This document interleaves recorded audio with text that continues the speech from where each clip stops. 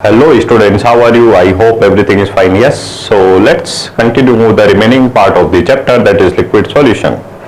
So last class तक हम study कर चुके थे और इंट्रोड्यूस कर चुके थे क्या, सॉलिबिलिटी. ओके, सॉलिबिलिटी क्या होती है कि कोई भी हमारे पास सब्सटेंस है, किसी भी सॉल्वेंट में आप उसको मिला रहे हो तो कितने एक्सटेंट तक वहां पे क्या होगा, उसमें डिसॉल्व होगा. ठीक है. अच्छा, अगर हमारे पास कोई भी सॉल्वेंट है, उसमें मैक्सिमम कॉन्सेंट्रेशन आपने मिला दिया किसी भी सॉल्यूट का, ठीक है, अब उससे ज्यादा आप नहीं मिला सकते, तो सॉल्यूशन को हमने बोला था सैचुरेटेड सॉल्यूशन. और फिर हमने यहाँ पे तीन कैटेगरी देखी थी, saturated solution, unsaturated solution and super saturated solution.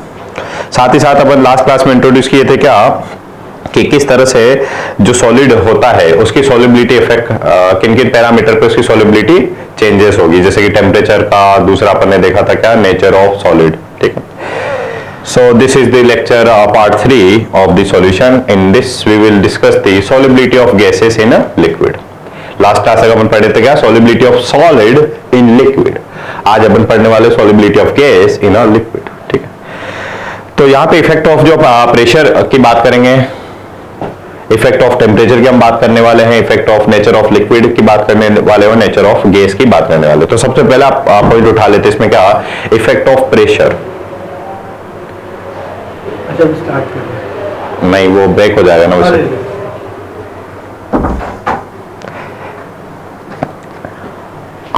Okay, so effect of pressure start हम यहाँ पे करने वाले. ओके, तो यहाँ पे देखो कि जो किस तरह से प्रेशर में आप वेरिएशन कर रहे हो तो वहां पे उसकी सॉल्युबिलिटी में चेंजेस आएंगे. इसको एक्सप्लेन करते हैं कौन, हेनरीज. एक साइंटिस्ट है हेनरीज, वो बताते हैं कि किस तरह से आप प्रेशर अगर चेंज करोगे तो solubility of gases in liquid change होगा. मैं इसको जनरली बोलता है common sense law, Henry's law नहीं बोल के कॉमन सेंस लॉ. कैसे समझते हैं, हेनरी क्या बोलते हैं कि आपके पास कोई कंटेनर है, ये हमारे पास कोई लिक्विड है और इस लिक्विड के ऊपर हमारे पास क्या है, कोई गैस फिल है. इस कंटेनर पे आपने लगा दिया कोई पिस्टन. पिस्टन अपने आप में क्या है बच्चा, मूवेबल है. ठीक है. ब्लैक डॉट तो किसको रिप्रेजेंट कर रहा है, लिक्विड को, और ब्लू डॉट रिप्रेजेंट कर रहा है किसको, गैसेस. हमारे पास जो भी है, कोई भी हमने जो गैस लिया है, क्योंकि हम यही तो समझना चाह रहे हैं कि जो गैसेस का सॉलिबिलिटी में सॉलिबिलिटी जो है लिक्विड में किस तरह से इफेक्ट होगा. अच्छा, पिस्टन मूवेबल है. अच्छा, इस पिस्टन को देखो, सीधी सी बात में बोलता हूं, अगर नीचे की अपन शिफ्ट करते हैं, ठीक है, तो ये वाला स्पेस क्या हो जाएगा, कम. स्पेस कम हो रहा है, यानी कि वॉल्यूम क्या हो रहा है, कम. वॉल्यूम अगर कम होगा तो प्रेशर क्या होगा, बढ़ेगा. यानी कि गैसेस का प्रेशर क्या होगा, बढ़ेगा. और जैसे प्रेशर आप बढ़ेगा तो आप कॉमन सेंस से भी सोच सकते हैं ना बच्चा, कि जैसे जैसे आप पिस्टन को नीचे लाओगे तो ये जो गैसियस पार्टिकल्स हैं वो क्या होंगे, लिक्विड में ज्यादा नीचे की और शिफ्ट होंगे, नीचे लिक्विड ज्यादा अमाउंट में पहुंचेंगे. तो पहले कम अमाउंट में था, प्रेशर कम था, तो कम अमाउंट में यहाँ पे गैसेस डिजोल्व थी. प्रेशर बढ़ा दे तो ज्यादा अमाउंट में गैसेस क्या होगी, डिजोल्व होगी. डिजोल्व मतलब क्या, उसकी सॉलिबिलिटी बढ़ रही है. यानी कि हम ऐसा बोल सकते हैं क्या, कि अगर आपने प्रेशर बढ़ाया तो जो सॉलिबिलिटी है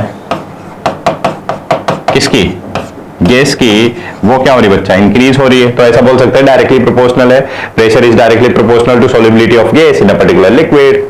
कॉमन सेंस कॉन्सेप्ट, या इसी को बोलते हैं क्या, Henry's law concept. So Henry's law deal with the effect of pressure on the solubility of gas in a given liquid. Statement क्या है यहाँ पे हेनरीज लॉ का, कि the solubility of gas in a liquid at a given temperature is directly proportional to pressure at which it is dissolve. किसी particular temperature पे अपन बात कर रहे हैं कि जो सॉलिबिलिटी होगी वो डिपेंड करेगी डायरेक्ट किस पे, प्रेशर पे. और क्या रिलेशन होता है यहाँ पे बच्चा, डायरेक्टली प्रोपोर्शनल का. ठीक है. अच्छा, यहाँ पे एक बात हमें याद रखनी क्या, कि हेनरीज लॉ में जो हम सॉलिबिलिटी का जो टर्मिनोलॉजी यहाँ पे ले रहे हैं, उस टर्म को हेनरीज ने यहाँ पे रिप्रेजेंट किया in term of what, mole fraction. कि सर मोल फ्रैक्शन को सॉलिबिलिटी से कैसे रिलेट किया, नहीं समझ में आया. अब यहाँ पे समझ लेते हैं. जैसे कि मैं एक सिंपल सा एग्जांपल ले रहा हूं इसको समझाने के लिए. फिलहाल ये बात पॉइंट तो अपने को समझ में आ गया बच्चा, कि प्रेशर अगर बढ़ाओगे तो सॉलिबिलिटी बढ़ेगी, दैट्स इट. यही क्या हो गया, हेनरीज लॉ हो गया. ठीक है. अब दूसरा हमारे पास यहाँ पे कॉन्सेप्ट क्या है, कि सॉलिबिलिटी को हेनरीज ने लिखा है in term of what, mole fraction. अब बच्चे कंफ्यूज हो जाते हैं कि सर सॉलिबिलिटी को मोल फ्रैक्शन से नहीं कुछ समझा. अब यहाँ यहीं पे देख लो ना, या तो जैसे कि एक एक्स्ट्रा पेज अपन ले लेते हैं. हमारे पास एक कंटेनर है जिसमें कोई लिक्विड है, यहां पे आपने लगा रखा है पिस्टन, ठीक।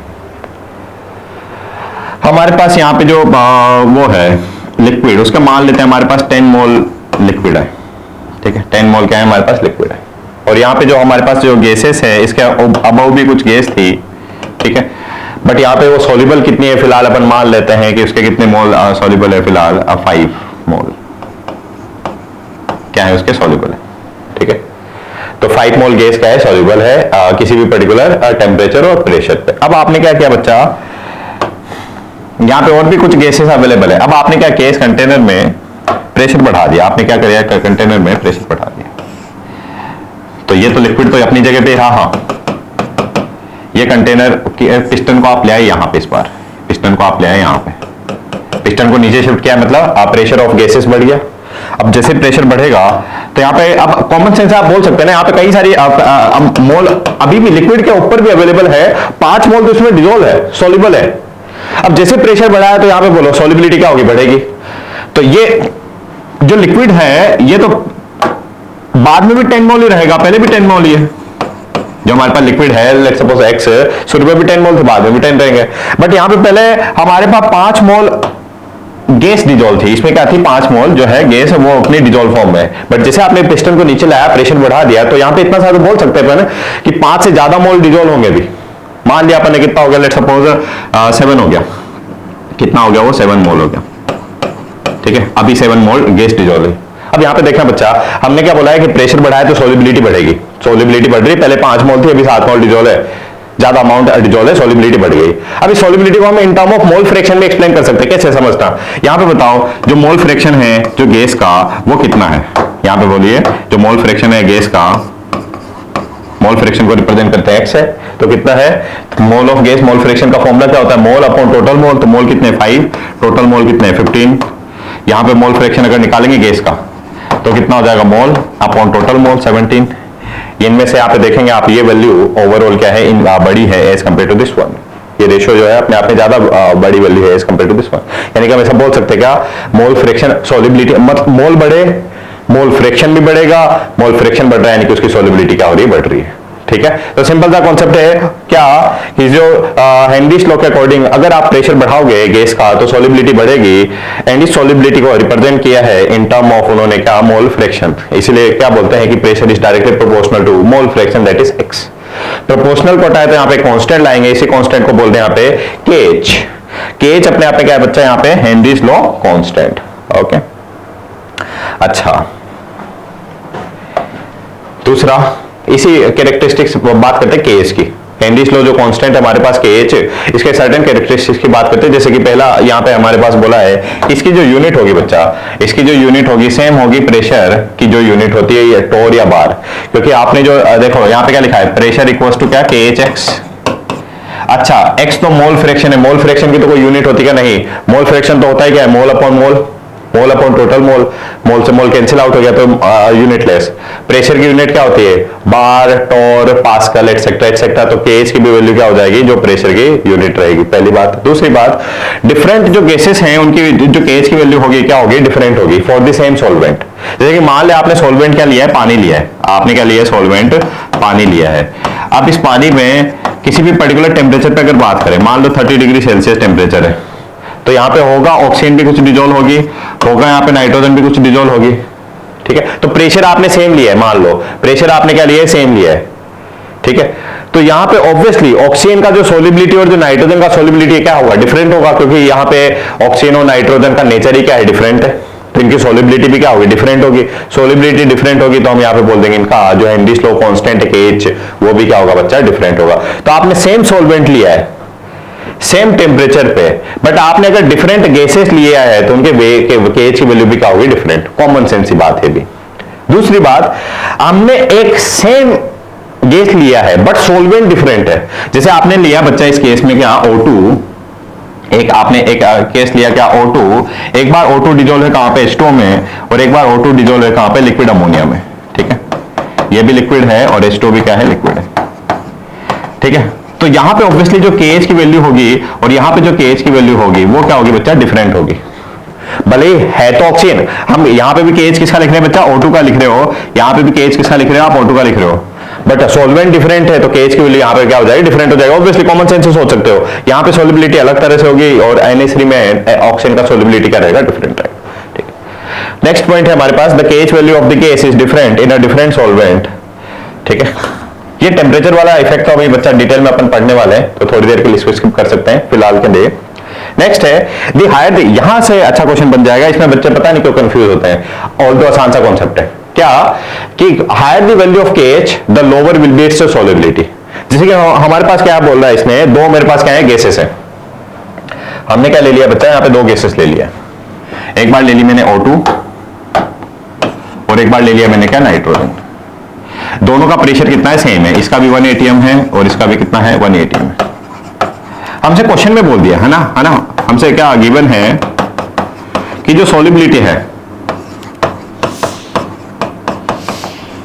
O2 की ज्यादा है नाइट्रोजन से, कहां पे ज्यादा है भाई, H2 में, ऐसा हमें क्वेश्चन में गिवन है कि, क्वेश्चन में क्या गिवन है कि जो सॉल्युबिलिटी ऑक्सीजन का ज्यादा है नाइट्रोजन से at same temperature and same pressure, temperature भी हमने फिक्स रखा है, प्रेशर भी दोनों का क्या लिया है, सेम बोला है। तो आपसे पूछा है क्या कि केएच की वैल्यू ज्यादा किसके लिए होगी, O2 के लिए ज्यादा होगी केएच जो नाइट्रोजन से, या केएच जो O2 का है वो कम होगा नाइट्रोजन से। तो कौन सा ऑप्शन करेक्ट है बताएंगे आप में से कोई भी। तो यहां पे देखो हेनरीज लॉ में अभी अपन ने देखा कि जो प्रेशर है वो क्या है, KHX उसको लिख रहे हो, तो यहां पे हम बोल सकते हैं क्या कि X क्या हो जाएगा बच्चा, P/KH। अच्छा यहां पे देखो प्रेशर दोनों के लिए क्या है, सेम है, तो सेम वाली एंटिटी को हटा सकते हैं क्या अपन, तो सब बोल सकते हैं क्या कि X is inversely proportional to KH। X किसको रिप्रेजेंट कर रहा था बोलो, सॉल्युबिलिटी को, तो सॉल्युबिलिटी और KH की वैल्यू इनवर्सली प्रोपोर्शनल है, यस। अब जिसकी सॉल्युबिलिटी ज्यादा उसका KH कम, और यहां पे बस हो गया क्वेश्चन। सॉल्युबिलिटी O2 की ज्यादा तो KH किसका कम हो जाएगा, O2 का KH क्या हो जाएगा, कम हो जाएगा। तो ये हमारा ऑप्शन क्या है, करेक्ट। समझ गया कि भले ही हमारे पास सॉल्युबिलिटी ऑक्सीजन की ज्यादा है बट ऑक्सीजन का जो KH की वैल्यू क्या रहेगी, कम रहेगी, for the same solvent, for the same temperature and for the same pressure. ठीक है, इस तरह से हमसे क्वेश्चन भी पूछ सकते हैं। ओके, नेक्स्ट यहां पे अगर हम ग्राफ प्लॉट करें between the solubility and the partial pressure, तो सॉल्युबिलिटी को तो रिप्रेजेंट किया हमने in term of mole fraction, solubility को तो किसके टर्म में रिप्रेजेंट किया आपने, मोल फ्रैक्शन दैट इज X, और पार्शियल प्रेशर ये P। तो ये स्ट्रेट लाइन आ रहा है और इसका स्लोप क्या है, KH। आपको शायद आइडिया होगा ये इक्वेशन किसकी होती है, y = mx + c, straight line की इक्वेशन लिखते हैं इसको, यस। अच्छा यहां पे देखो हमारे पास फॉर्मूला क्या है बच्चा, P = KH X, ये मेरे पास हेनरीज लॉ जो कौन सा अपन ने इक्वेशन देखा है वो है लिखा है। अब यहां पे देखो हमने प्रेशर को ले लिया y एक्सिस पे, हमने प्रेशर को ले लिया कहां पे, y एक्सिस पे, और x एक्सिस पे मैंने लिया है मोल फ्रैक्शन को। ये x और ये x सेम नहीं है, ठीक है, ये तो नॉर्मल स्ट्रेट लाइन का x हो गया और ये x से रिप्रेजेंट कर रहा है मोल फ्रैक्शन को। तो x हमने वेक्टर पे एक्सिस पे क्या ले लिया, मोल फ्रैक्शन को ले लिया, तो ये मेरा बन गया x। अच्छा यहाँ पे इंटरसेप्ट जो c होता है वो कितना है, 0 है। इंटरसेप्ट 0 का मतलब ये ग्राफ कहां से स्टार्ट होगा, यहां से ओरिजिन से स्टार्ट होगा, पहली बात, ठीक है, और स्ट्रेट लाइन को फॉलो कर दे, ये दूसरी बात, तो स्ट्रेट लाइन का ग्राफ होगा। तीसरी बात यहाँ पे क्या कि ये जो m होता है इसी को तो क्या बोलते हैं बच्चा, स्लोप बोलते हैं, m को ही क्या बोलते हैं आप, स्लोप बोलते हैं। तो स्लोप की वैल्यू क्या है, KH, और ये अपने आप पे क्या है, पॉजिटिव है, तो स्लोप पॉजिटिव और इसकी वैल्यू कितनी है, KH है। ग्राफ कैसा रहेगा, स्ट्रेट लाइन ग्राफ रहेगा। मतलब यहाँ पे देख भी सकते हो ना आप, जैसे जैसे आप प्रेशर बढ़ाओगे, जैसे जैसे आप प्रेशर बढ़ा रहे हो वैसे वैसे सॉल्युबिलिटी बढ़ रही है, जितना इतना प्रेशर पे इतनी सॉल्युबिलिटी है, प्रेशर बढ़ाया सॉल्युबिलिटी बढ़ रही है, ठीक है, ये अपन पहले भी समझ चुके हैं, ठीक है। नेक्स्ट बात कर लेते हैं इफेक्ट ऑफ टेम्परेचर। तो हेनरीज लॉ से आसान से क्वेश्चन पूछे जाएंगे। अच्छा इसमें एक different variety of question open होता है कि कुछ क्वेश्चन में हेनरीज लॉ तो अपने को यही यूज करना है, बट कुछ क्वेश्चन में वो पूछ लेता है solubility in term of what बच्चा, मोलरिटी या मोलिलिटी, ठीक है, सॉल्युबिलिटी को मोलरिटी के टर्म में भी पूछा हुआ है उसने, ठीक है। तो आपको क्या करना है कि वो मोल फ्रैक्शन से अपन मोल निकाल लेंगे, फिर मोल अगर आ गए हमारे पास और वॉल्यूम है सॉल्यूशन का तो उससे क्या निकालेंगे अपन, सॉल्युबिलिटी निकालेंगे। बाकी तो इसमें इतने आसान से क्वेश्चन होते हैं, put the value get the answer, ठीक है। प्रेशर KH और X में एक रिलेशन है, 3 एंटिटी में से 2 एंटिटी आपके पास गिवन होती है, मतलब वैल्यू एक वैल्यू आपको फाइंड करनी होती है, ठीक है, दैट्स इट। बात कर लेते फाइनली नेक्स्ट इफेक्ट। तो हम पढ़ क्या रहे हैं कि हमारे पास कोई भी अगर जो गैस है उसको आपने क्या किया, डिजोल्व किया कहां पे, किसी भी लिक्विड में, तो जब उसकी सॉल्युबिलिटी है तो उसकी सॉल्युबिलिटी कौन कौन से फैक्टर पे डिपेंड करेगी। तो पहला फैक्टर अपन ने देखा यहां पे अभी तक प्रेशर, दूसरा इफेक्ट देख रहे हैं यहाँ पे क्या, टेम्परेचर। फिर बात करेंगे अपन हेनरीज लॉ की एप्लीकेशन, वो काफी इंपॉर्टेंट भी है, ठीक है। इफेक्ट ऑफ टेम्परेचर, तो यहां पे देखो बच्चा कि कोई भी हमारे पास जो गैस डिजोल्व हो रही है, यानी कि जो गैस का डिजोल्यूशन जो प्रोसेस है वो हमेशा कैसा होता है, एक्सोथर्मिक होता है, ठीक है। सॉलिड के केस में अगर याद आ रहा है आपको, तो कुछ सॉलिड तो ऐसे थे जहां पे डिजोल्यूशन प्रोसेस एक्सोथर्मिक था, कुछ सॉलिड ऐसे थे जहां पे डिजोल्यूशन प्रोसेस एंडोथर्मिक था। तो कुछ सॉलिड में तो ऐसे था कि टेम्परेचर आपने बढ़ाया तो सॉलिबिलिटी बढ़ रही है, कि अगर उनका डिजोल्यूशन प्रोसेस कैसा है, एंडोथर्मिक। बट गैसियस की अगर बात करें, अगर कोई भी गैस को आप लिक्विड में डिजोल्व कर रहे हो तो इसका जो डिजोल्यूशन प्रोसेस होगा वो हमेशा कैसा है, एक्सोथर्मिक, यानी कि एनर्जी क्या होती है, रिलीज हो रही है, ठीक है। अब प्रोसेस एक्सोथर्मिक है तो अकॉर्डिंग टू लीच-एटेट प्रिंसिपल बोलो, अगर टेम्परेचर बढ़ाएंगे तो रिएक्शन कहां होगा, बैकवर्ड शिफ्ट होगा।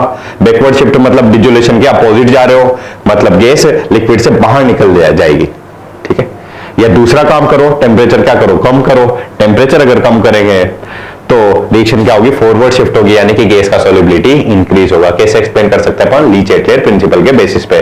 मैं आपको लास्ट क्लास में भी बोला था कि अगर लीच-एटलेट प्रिंसिपल नहीं पता तो एक बार केमिकल इक्विलिब्रियम से आप उसको देख लेंगे, ठीक है। अगेन यहाँ पे भी कॉन्सेप्ट है क्या, कि जैसे कि हमसे बोला है इसने कि जो गैसेस का जो डिजोल्यूशन होगा वो कैसा होता है बच्चा, अपने आप में एक्सोथर्मिक होता है। जो dissolution of gases in a liquid is exothermic process and according to Le Chatelier principle, if the temperature increases the reaction will shift in a backward direction, मतलब solubility गैस का क्या होगा, कम, या टेम्परेचर को कम करोगे तो solubility क्या होगा, बढ़ेगा, ठीक है। जैसे कि यहाँ पे बोला है the KH value of both O2 and N2 increases with increase in temperature indicate that the. अच्छा, ये अपन पहले अभी भी एक क्वेश्चन लिखा था, किया था अपन ने, सॉल्युबिलिटी और केएच में क्या होता है, इनवर्सली प्रोपोर्शनल का रिलेशन रहेगा, यानी कि केएच की वैल्यू बढ़ रही है तो सॉल्युबिलिटी क्या होगी, कम। यहाँ पे हम ऐसा बोल सकते हैं ना, देखो कि अगर टेम्परेचर बढ़ा रहे हो तो केएच की वैल्यू O2 या N2 दोनों के लिए क्या होगी, इंक्रीज होगी। Indicate that the solubility of gases increases with the decrease of temperature, ठीक है। वाइस वर्सा दोनों बातें अपन बोल सकते हैं। It is due to reason that, और यही एक रीजन है क्या कि आपसे ये क्वेश्चन भी पूछ सकते हैं इस तरह से कि एक्सप्लेन करो क्यों कि जो एक्वेटिक स्पीसीज होती है, जो मरीन लाइफ है, वो ज्यादा उनके लिए ज्यादा सूटेबल कंडीशन कौन सी होती है, कोल्ड वाटर में वो ज्यादा फेवरेबल होता है उनके लिए। तो उसका रीजन क्या है, तो देखो वहां पे कोल्ड वाटर मतलब क्या, टेम्परेचर वहां पे क्या है, कम। टेम्परेचर अगर कम है तो O2 का जो सॉल्युबिलिटी है वो क्या रहेगा, ज्यादा। O2 का सॉल्युबिलिटी ज्यादा, तो जो एक्वेटिक लाइफ है वो वहां पे ज्यादा उस कंडीशन को फेवरेबल उनके लिए रहेगी, ठीक है। तो इस तरह से क्वेश्चन भी आपसे पूछ सकते हैं जिसका रीजन हमें पता लग गया। नेक्स्ट बात कर लेते हैं एप्लीकेशन ऑफ हेनरीज लॉ। अच्छा, जो प्रैक्टिकल कुछ आपने एप्लीकेशन यहाँ पे देखे भी होंगे, जैसे कि फर्स्ट एप्लीकेशन सभी ने देखा होगा कि increase the solubility of CO2 in a soft drink and soda water, the bottle is sealed at a high pressure. आपने कभी शेक किया होगा थम्स अप या पेप्सी को, तो जैसे शेक करते हो तो उसमें बबल्स निकलते, तो बबल्स किसके होते हैं बच्चा, CO2 के। तो CO2 यानी कि वहां पे क्या होती है, इसकी लिक्विड फॉर्म, जो हमारे पास वाटर है वहां पे क्या होती है, डिजोल्व होती है। तो उसको हमने डिजोल्व कैसे किया, तो आपने हमारे पास जो भी पेप्सी का बोतल है या थम्स अप का जो बोतल है, इसको जब हमने फिल किया तो यहाँ पे आप CO2 गैस पंप करते हैं एट वेरी हाई प्रेशर। तो अगर प्रेशर बढ़ा दिया तो सॉल्युबिलिटी क्या होगी, बढ़ेगी।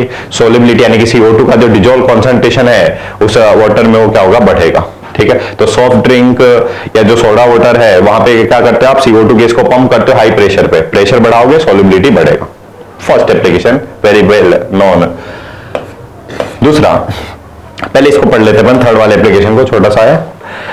हायर एल्टीट्यूड की अपन बात करें, हायर एल्टीट्यूड जैसे आप चले गए माउंट एवरेस्ट पे, ठीक है, 8000 मीटर से अब वहां पे हाइट की बात करें, तो जैसे जैसे आप बच्चा हाइट पे जा रहे हो, जैसे जैसे आप क्या कर रहे हो, हाइट पे जा रहे हो, तो वहां पे एयर डेंसिटी क्या हो जाती है बच्चा, कम।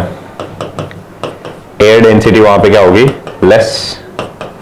एयर डेंसिटी लेस बोल दो, या हम बोल दें वहां पे प्रेशर भी क्या हो जाएगा, लेस। प्रेशर क्या हो गया, लेस हो गया एज कंपेयर टू बिलो। यहां पे प्रेशर क्या होगा, हाई। तो जैसे किसी पर्टिकुलर हाइट पे चले गए आप, माउंट एवरेस्ट पे, लद्दाख पे चले गए, तो वहां पे प्रेशर क्या होगा? कम। अगर प्रेशर कम तो वहां पे देखो हेनरीज लॉ के अकॉर्डिंग अगर प्रेशर कम तो सोलिबिलिटी भी क्या होगा? कम। और यही रीजन है कि जो हमारे पास ब्लड में जो ऑक्सीजन का जो डिजोल्व कॉन्सेंट्रेशन है वो क्या हो जाएगा? कम। O2 का कॉन्सेंट्रेशन ब्लड में क्या हो जाएगा? कम।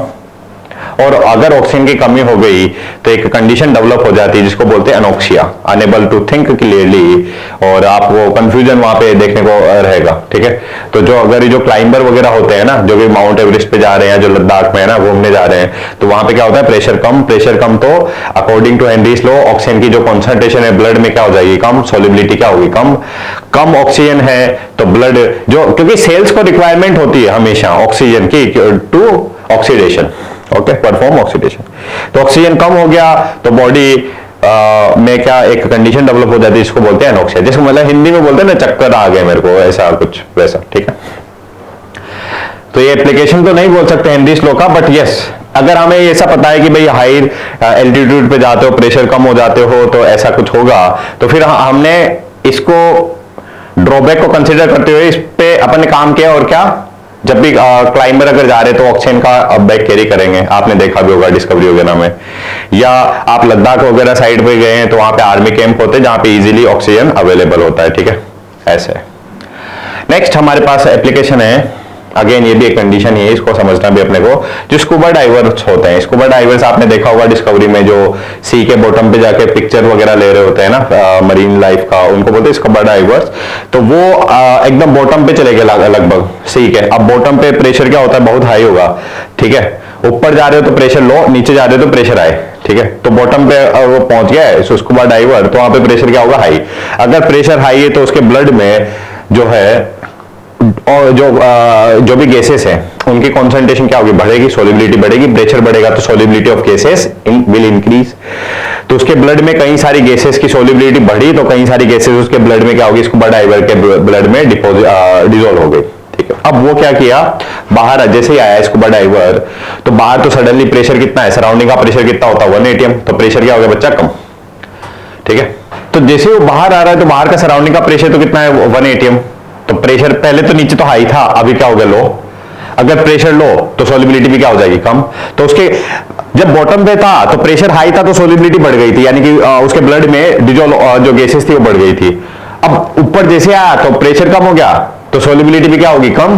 तो जो भी उसके ब्लड में जो गैसेस जो डिसॉल्व है वो क्या होगी? ब्लड से बाहर निकलने की कोशिश करेगी। बाहर निकलने की कोशिश करेगी तो हम क्या देखते हैं, जो कैपिलरीज होती है वहां पे क्या हो जाता है बच्चा? बबल्स का फॉर्मेशन हो जाता है। क्या हो जाता है? बबल्स का फॉर्मेशन हो जाएगा। ठीक है, bubble of nitrogen gas are form in a blood. तो वो क्या कर देता है बच्चा? बबल्स ब्लॉक कर देगा कैपिलरीज को। और जैसे अगर कैपिलरीज ब्लॉक हो गई यानी कि ब्लड सर्कुलेशन रुक जाएगा, एक कंडीशन डेवलप होती है जिसे मेडिकल कंडीशन को बोलते हैं क्या बच्चा? बेंड्स। क्या बोलते हैं उसको? Bends, BENDS। ठीक है, जो कि अपने आप में क्या होती है? Painful, dangerous, life threatening condition है। ठीक है, तो ये हमें पता था हेनरीज लॉ के अकॉर्डिंग कैसा ऐसा होगा, high pressure, low pressure, high solubility, low solubility.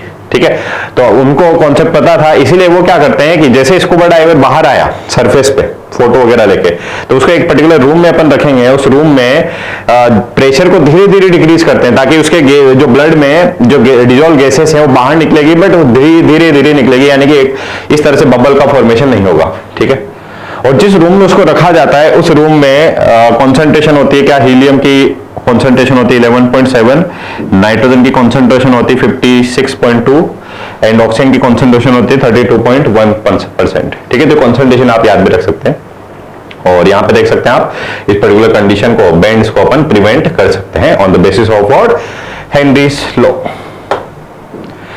Last part यहां पे बात कर लेते हैं हेनरीज लॉ के, certain limitation of Henry's law. Limitation में बच्चा याद रखना है अपने को क्या, कि pressure of the gas is not too high. जो प्रेशर आप गैस का ले रहे हो बहुत ज्यादा हाई नहीं होना चाहिए, या टेम्परेचर की अगर बात करें तो pressure temperature is not too low. दूसरा, जो गैसेस है वहां पे कोई केमिकल रिएक्शन नहीं होना चाहिए। ठीक है, केमिकल रिएक्शन नहीं होनी चाहिए। And fourth, the gas should not undergo dissociation in solution. So these are the 4 limitation of what students Henry's law. Next point topic आप स्टार्ट करते हैं वेपर प्रेशर। ठीक है, वेपर प्रेशर क्या होता है, ऑब्वियसली नाम में ही समझ में आ रहा है कि वेपर का जो प्रेशर होता है उसी को क्या बोलते हैं, वेपर प्रेशर बोलते हैं। अब एक्चुअली क्या होता है उसको डिस्कस करते हैं। हमारे पास बच्चा कोई लिक्विड है, ठीक है, तो लिक्विड में हमारे पास कई सारे मॉलिक्यूल्स है, जैसे कि बात कर लेते हैं पानी है हमारे पास, H2O क्या है मेरे पास लिक्विड फॉर्म में। अच्छा, तो इस H2O जो लिक्विड फॉर्म में है, तो यहाँ पे हम क्या देख रहे हैं कि जो सरफेस वाले जो H2O के मॉलिक्यूल्स हैं वो कुछ मॉलिक्यूल्स इसकी लिक्विड फॉर्म को यहाँ से छोड़ देते हैं और वो कहाँ पे चले गए, बाहर निकल गए इस लिक्विड फॉर्म से, ठीक है। और जैसे वो बाहर निकले हैं तो उनका क्या हो रहा है, यहाँ पे एवोपरेशन हो रहा है। क्या बोल रहे हैं इसको, एवोपरेशन बोल रहे हैं, पहली बात। दूसरी बात क्या कि यहां पे ऐसा हम बोल सकते हैं क्या कि जितना intermolecular force between the molecules कम होगा उतना इजीली एवोपरेशन हो जाएगा। क्योंकि यहां पे देखो ना, हमारे पास जो एक H2O मॉलिक्यूल से बच्चा, जैसे कि हमारे पास एक मॉलिक्यूल ये है और एक दूसरा मॉलिक्यूल ये है, ठीक है। अब आप केमिकल बॉन्डिंग में भी स्टडी कर चुके क्या कि हाइड्रोजन पे डेल पॉजिटिव चार्ज होता है, ऑक्सीजन पे डेल नेगेटिव चार्ज होता है। तो ये हाइड्रोजन का डेल पॉजिटिव, ऑक्सीजन के डेल नेगेटिव को क्या करके रखा है, अट्रैक्ट करके रखा है। तो ये जो मॉलिक्यूल बाहर जा रहा है ना, इसको ऑब्वियसली ये मॉलिक्यूल ने अट्रैक्ट करके रखा है। तो इस मॉलिक्यूल को अगर बाहर जाना है तो उस अट्रैक्शन को ब्रेक करना पड़ेगा इसको, यानी कि इनको लिए कुछ सर्टेन एनर्जी की रिक्वायरमेंट रहेगी। तो हम क्या देखते हैं कि कुछ सर्टेन मॉलिक्यूल ऐसे होते हैं जिनकी एनर्जी क्या होती है, अदर पार्टिकल से अगर ज्यादा हो गई तो उसे लिक्विड को इन्होंने क्या कर दिया, छोड़ दिया, और वो इससे जैसे ही बाहर जा रहे हैं तो हमने यहाँ पे बोल रहा है क्या, इसका इवोपरेशन स्टार्ट हो गया लिक्विड का, ठीक है। So the evaporation of liquid का क्या मतलब होता है कि some of the more energetic particle on the surface of liquid move fast enough to escape from the attractive force holding the liquid together. H2O को कौन होल्ड करके रखा है, इसको बोलते हैं हाइड्रोजन बॉन्ड भी बोलते हैं, ठीक है, या डाइपोल डाइपोल अट्रैक्शन भी बोल सकते हो आप। तो हमारे पास दो मॉलिक्यूल के बीच में अट्रैक्शन है। अब इस मॉलिक्यूल को अगर बाहर जाना है तो इस बॉन्ड को क्या करना पड़ेगा, यहाँ पे ब्रेक करना पड़ेगा और उसके लिए कुछ एनर्जी देनी पड़ेगी, ठीक है। तो कुछ मॉलिक्यूल ऐसे होते हैं जिनकी एनर्जी ज्यादा होती है तो वो यहां से सरफेस को क्या हो जाएगा, लेफ्ट कर जाएंगे, इसी को क्या बोलेंगे, एवोपरेशन बोलेंगे, ठीक है, पहला point. Next, evaporation only take place on the surface of the liquid. ये पॉइंट अपने को याद रखना है, इसी को अपन अपडेट करेंगे आगे जाके।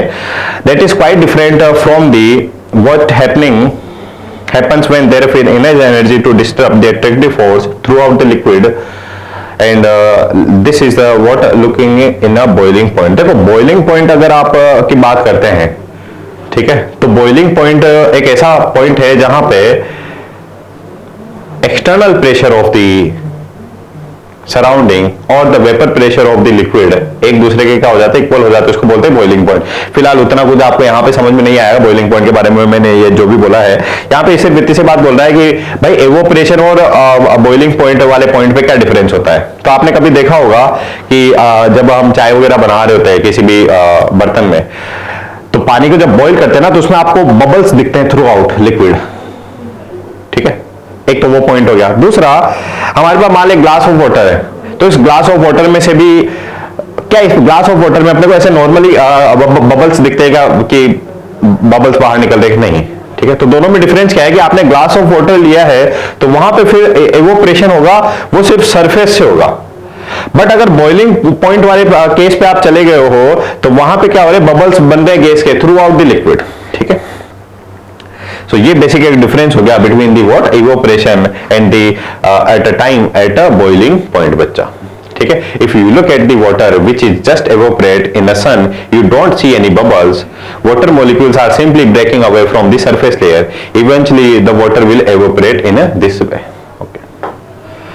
बात करते हैं अगर हमारे पास इवोपरेशन की किसी पर्टिकुलर क्लोज कंटेंट पे, तो इवोपरेशन के बारे में अपन ने बात किया कि इवोपरेशन का मतलब क्या होता है और इंटरमोलिकुलर फोर्स ऑफ अट्रैक्शन और इवोपरेशन में क्या रिलेशन है, ठीक है। दूसरी बात, अच्छा यहाँ पे एक और पॉइंट मैं बता देता हूं अभी से कि हमारे पास दो ऐसे लिक्विड है डिफरेंट तरह के, एक लिक्विड में इंटरमोलिकुलर फोर्स ऑफ अट्रैक्शन ज्यादा है और एक लिक्विड में इंटरमोलिकुलर फोर्स ऑफ अट्रैक्शन क्या है, कम है। तो किसका इवोपरेशन बहुत अच्छे से होगा, तो आप बोलोगे कि सर जिसमें इंटरमोलिकुलर फोर्स ऑफ अट्रैक्शन क्या है, कम है, उसका इवोपरेशन आसानी से हो जाएगा। जैसे कि बात कर लेते हैं, मान लो हमारे पास H2O का मॉलिक्यूल है और ये हमारे पास दूसरा H2O का मॉलिक्यूल है, तो यहाँ पे तो एक H2O मॉलिक्यूल दूसरा हाइड्रोजन H2O मॉलिक्यूल को क्या करके रखा है बेटा, अट्रैक्ट करके रखेगा, इसका डेल पॉजिटिव इसका नेगेटिव। तो इस मॉलिक्यूल को अगर जाना है अपनी गैसियस फेज में तो इस बॉन्ड को ब्रेक करना पड़ेगा, तो कुछ एनर्जी देनी पड़ेगी। बट अगर हमारे पास मान लो ऐसा कुछ मॉलिक्यूल है, जैसे कि आपने ले लिया लिक्विड बेंजीन, ठीक है। तो बेंजीन भी नॉन पोलर, ये भी नॉन पोलर, तो इन दोनों के बीच में बहुत ज्यादा इंटरेक्शन या इंटरमोलिकुलर फोर्स ऑफ अट्रैक्शन है क्या? नहीं। तो इसको अगर इजीली हम ऐसा बोल सकते हैं, इस केस में एवोपरेशन क्या हो जाएगा? काफी आसानी से हो जाएगा, ठीक है। तो ऐसा बोल सकते हैं क्या फाइनली कि अगर इंटरमोलिकुलर फोर्स ऑफ अट्रैक्शन अगर लिक्विड में ज्यादा होगा तो उसका एवोपरेशन क्या होगा स्टूडेंट? कम होगा, ठीक है, फर्स्ट पॉइंट। दूसरा बात करते हैं evaporation in a close container.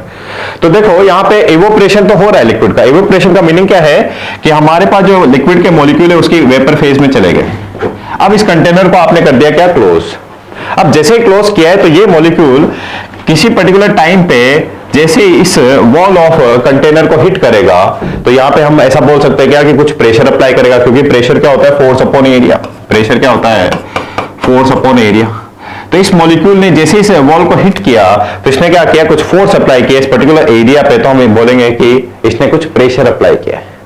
तो हमारे पास जो लिक्विड था वो लिक्विड कन्वर्ट हो गया उसकी कुछ गैसेस फॉर्म में, और ये गैसेस फेज में जो मॉलिक्यूल्स अवेलेबल हैं, जैसे कि मान ही लेते हैं ना, ये हमारे पास H2O था लिक्विड। अब H2O जो लिक्विड है कुछ अमाउंट H2O किस में कन्वर्ट होगा? गैसेस में। तो ये हमारे पास H2O मॉलिक्यूल है गैसेस फेज में, ये इधर उधर जैसे ही हिट करेंगे तो वहां पे क्या बोल सकते हैं कि ये H2O मॉलिक्यूल्स क्या अप्लाई करें बच्चा? कुछ प्रेशर अप्लाई करें, पहली बात। और देखो यहाँ पे अभी इंट्रोड्यूस करेंगे धीरे धीरे वेपर प्रेशर को, ठीक है।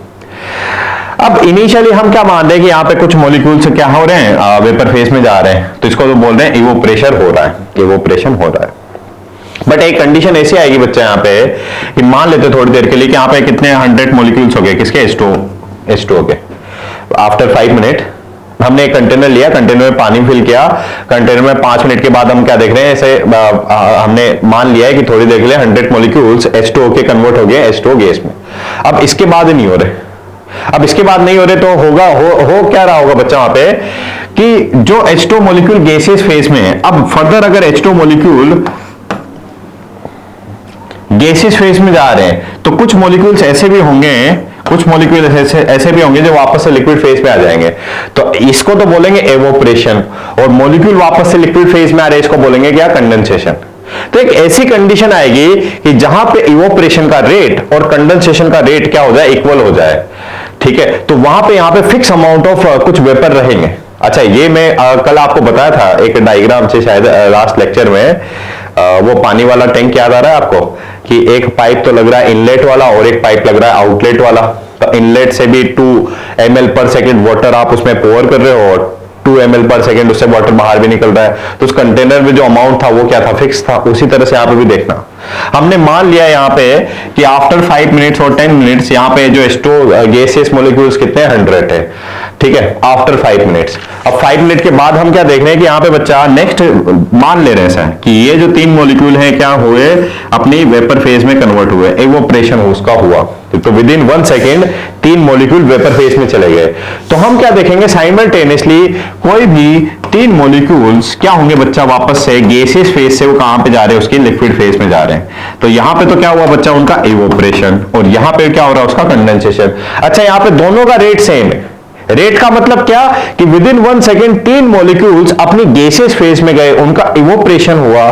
विद इन उसी 1 सेकेंड में साइमल्टेनियसली 3 मॉलिक्यूल जो कि गैसियस फेज में थे कोई से भी, वो कहां पे आ गया? लिक्विड फेज में। तो हम ऐसा बोल सकते हैं क्या कि इवोपरेशन का रेट और जो कंडेंसेशन का रेट है वो क्या हो गया? इक्वल हो गया। और उस केस में यहां पे जो H2O का बच्चा कॉन्सेंट्रेशन था, पहले अपन ने कितने मॉलिक्यूल्स मान रखे थे यहाँ पे? 100 मॉलिक्यूल्स। तो बाद में भी वो कितने रहेंगे? 100 ही रहेंगे अब थ्रू आउट। तो हम इस कंडीशन को क्या बोलेंगे बच्चा? इक्विलिब्रियम बोलेंगे। हम इस कंडीशन को क्या बोलेंगे? इक्विलिब्रियम बोलेंगे। और इक्विलिब्रियम पे कुछ अमाउंट ऑफ गैसियस फेज तो यहाँ पे रहेगी, जैसे कि 100 मॉलिक्यूल्स, और ये 100 मॉलिक्यूल्स हमेशा कुछ ना कुछ बच्चा प्रेशर अप्लाई कर रहे होंगे, और उसी प्रेशर को फाइनली अपन क्या बोलते हैं? Vapour pressure. या इसी वेपर प्रेशर को अपन क्या बोलते हैं? Saturated vapour pressure. या इसी वेपर को H2O के केस में अपन क्या बोलते हैं? एक्वस टेंशन, ठीक है। टेंशन, एक्वस टेंशन, ठीक है।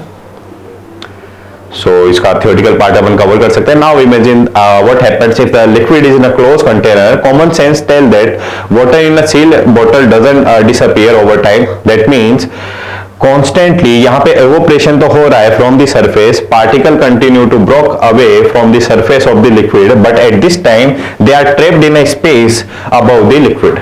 Now, as the gaseous particles bounce around, some of them will hit the surface of the liquid again and trapped there. यहाँ पे क्या हो जाएगा, वापस से जैसे हिट करेंगे तो यहाँ पे वापस आ जाएंगे, इसको बोलेंगे condensation. Now, there will be a rapid equilibrium set up in which number of particle leaving the surface, मैं से बोला 3 पार्टिकल बाहर जा रहे हैं, एवोपरेशन हो रहा है, exactly balance the number of rejoining it, 3 बाहर जा रहे हैं 3 अंदर आ रहे हैं. At this equilibrium, the rate of evaporation becomes the rate of condensation. At this point, there will be fixed number of gaseous molecules. जैसा कि मैंने बोला था 100 molecules. Fixed number of gaseous molecule will present in a space above the liquid, and when these particles hit the wall of container, they will exert a pressure. This pressure is called saturated vapor pressure or just the vapor pressure of liquid. तो यहां पे finally बच्चे हम समझ गए concept किसका, vapour pressure का. ठीक है, बात करेंगे हम एक दूसरे पॉइंट की, that is vapour pressure and the boiling point. Okay, इस पर्टिकुलर पॉइंट को हम यहां पे बहुत शॉर्ट में एक्सप्लेन भी कर सकते हैं, समझ लेते हैं. What is the difference and the similarity between the boiling point and the vapour pressure. तो क्या कि वेपर प्रेशर तो बच्चा एक ऐसा कंडीशन है जहां पे हमारे पास किसी भी पर्टिकुलर लिक्विड के ऊपर एक फिक्स अमाउंट ऑफ क्या रहता है, वेपर रहता है किसी भी क्लोज कंटेनर में, और वहां पे क्या आ चुका है, इसमें इक्विलिब्रियम आ चुका है. पहली बात. बॉइलिंग पॉइंट क्या होता है, इसके बारे में थोड़ी सी बात कर लेते हैं. जैसे कि आप सब जानते हो कि वाटर का जो बॉइलिंग पॉइंट है वो कितना है, 100 डिग्री सेल्सियस. तो 100 डिग्री सेल्सियस पे एक्चुअली हुआ क्या कि वाटर को बॉइल बोल रहे आप. तो यहां पे बहुत शॉर्ट में मैं एक्सप्लेन करूं तो क्या 100 डिग्री सेल्सियस पे ऑब्वियसली H2O जो लिक्विड है उसके क्या बनेंगे, कुछ वेपर बनेंगे. उन वेपर का क्या होगा, कुछ प्रेशर होगा. ठीक है, अब वो वेपर प्रेशर जो होता है बच्चा सराउंडिंग में, जनरली अपन कितना एटमॉस्फेरिक प्रेशर है, सराउंडिंग का प्रेशर कितना है, 1 atm. सराउंडिंग का प्रेशर है 1 atm, और जो H2O का जो वेपर प्रेशर था वो भी कितना हो गया, अगर 1 atm हो गया, कितने पे हुआ ये, 100 डिग्री सेल्सियस टेम्परेचर पे, तो हम बोलेंगे कि वाटर क्या होने लग गया, बॉइल होने लगे. यानी कि बॉइलिंग पॉइंट एक ऐसा टेम्परेचर है, बॉइलिंग पॉइंट एक ऐसा टेम्परेचर है जहां पे वेपर प्रेशर इक्वल हो जाता है किसके, सराउंडिंग के वेपर प्रेशर के. ठीक है, पहली बात. जैसे कि इसमें एक इंटरेस्टिंग सा क्वेश्चन बनता है क्या कि हमारे पास जैसे माउंट एवरेस्ट पे या किसी पर्टिकुलर हाइट, हायर एल्टीट्यूड पे जा रहे हो, तो वहां पे आपसे पूछा है सिंपल सा कॉन्सेप्ट कि वाटर का जो बॉइलिंग पॉइंट है वो 100 से कम रहेगा या 100 से ज्यादा रहेगा. ये क्वेश्चन पूछा भी है जेईई में, नेट में चेक कर लेंगे आप, बट ये कॉम्पिटिटिव एग्जाम का क्वेश्चन है. तो यहाँ पे खुद से सोचो ना. अभी हमने एक पॉइंट देखा था क्या कि जैसे जैसे हायर एल्टीट्यूड पे जा रहे हैं, एयर डेंसिटी क्या हो रही, कम. एयर डेंसिटी कम मतलब सराउंडिंग का प्रेशर क्या हो रहा है, कम. अच्छा, जो वाटर है बोलो 1 atm, सॉरी 100 डिग्री सेल्सियस पे उसका वेपर प्रेशर कितना था, 1 atm, और 1 atm ही सराउंडिंग का प्रेशर है नॉर्मल कंडीशन में. तो नॉर्मल बॉइलिंग पॉइंट कितना होता है वाटर का, 100 डिग्री सेल्सियस. बट बात कर रहे हैं माउंट एवरेस्ट या किसी पर्टिकुलर हायर एल्टीट्यूड पे, सराउंडिंग का वेपर प्रेशर कितना है, कम है. मान लेते हैं 0.7 atm ही है माउंट एवरेस्ट पे, 0.7 atm. तो यहां पे देखो ना, खुद से सोचना, जो वेपर प्रेशर है H2O का 100 डिग्री सेल्सियस पे होता है 1 atm, बट अगर हमें 0.7 atm इसका वेपर प्रेशर चाहिए तो ये लगभग मान लेंगे 70 डिग्री सेल्सियस पे इसका 0.7 atm वेपर प्रेशर हो जाएगा. और 0.7 atm जैसे वेपर प्रेशर होगा H2O का, और वही सराउंडिंग का वेपर प्रेशर है, तो हम बोलेंगे वहां पे भी वाटर का क्या आ गया, बॉइलिंग पॉइंट आ गया है.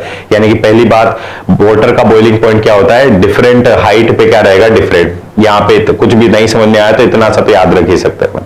दूसरी बात कि जैसे जैसे हाइट पे जा रहे हो वैसे वैसे वाटर का बॉइलिंग पॉइंट क्या हो रहा है, कम. कम क्यों हो रहा है, क्योंकि सराउंडिंग का जो प्रेशर है वो भी क्या हो रहा है, कम.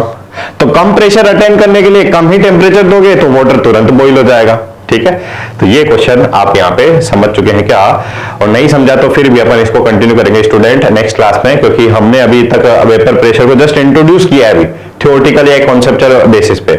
अभी हमें इसमें काफी पॉइंट अपने को स्टार्ट करने हैं. जैसे कि एक स्लाइड भी आपने देखा होगा है ना। इसमें लगभग अपन 8 और 9 पॉइंट्स पढ़ेंगे about the vapour pressure in a next class itself. Okay, so आज तक जो भी हमने पढ़ा है हिंदी लो, इससे रिलेटेड थोड़े बहुत क्वेश्चन एनसीईआरटी में गिवन है, प्रीवियस ईयर में भी कुछ क्वेश्चंस गिवन है, उनको आप सॉल्व कीजिए। नेक्स्ट क्लास में इंट्रोड्यूस करेंगे certain important points about the what vapour pressure. ठीक है, थैंक यू, आज के लिए इतना ही। Thank you, bye bye, take care.